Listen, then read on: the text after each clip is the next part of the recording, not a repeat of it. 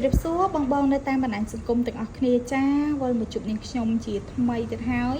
ស្រាប់បងដែលត្រូវការប្រភេទឈុតថ្នាំម្សៅដាក់ការពារនិងព្យាបាលបងថ្ងៃហ្នឹងខ្ញុំចាត់ឈុតថ្មីជូនតែម្ដងគឺប្រភេទ Bio Neocolistin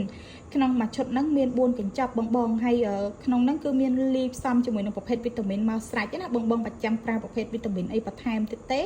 ហើយតកតងទៅនឹង Neocolistin ហ្នឹងគឺផ្ដោតទៅលើប្រភេទថ្នាំដែលព្យាបាលមេរោគអេកូឡៃប្រភេទរាគផ្ដោតទៅលើផ្លូវដង្ហើមចម្រោះអីក៏មាននៅក្នុងនឹងដែរសម្កុកផ្ដាសាយទុំជើងនិយាយរួមទៅប្រភេទហ្នឹងយើងប្រើពីកូនមាន់ទៅញាស់រហូតដល់លក់បងហើយមិនថាជ្រូកគោអីក៏យើងអាចប្រើបានដែរណាហើយខ្ញុំបញ្ជាក់បន្តិចបងតកតងទៅនឹងប្រភេទថ្នាំព្យាបាលបងយើងអាចប្រើបង្ការបានសម្រាប់សត្វដែលងាយឈឺយើងអាចបង្ការបានហើយកម្រិតប្រើគឺមានច្បាស់លាស់នៅក្នុងនឹងដែរសម្រាប់បងដែលគាត់នៅតាមបណ្ដាខេត្តគាត់មិនបាច់បារម្ភទេបងគ្រាន់តែ screenshot នៅផលិតផលដែលបងចង់បានខ្ញុំនឹងទៅសេលំអិតពីរបៀបប្រើនៅក្រៅវិក័យបាត់តែម្ដង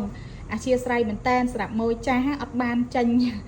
กระดาษឲ្យទេពេលខ្លះចឹងទៅគាត់រកដែរចឹងណាអធិស្ឋានមែនតែនបងណាកុំប្រកាន់លើកនេះបើបងត្រូវការជាឈុតអីខ្ញុំនឹង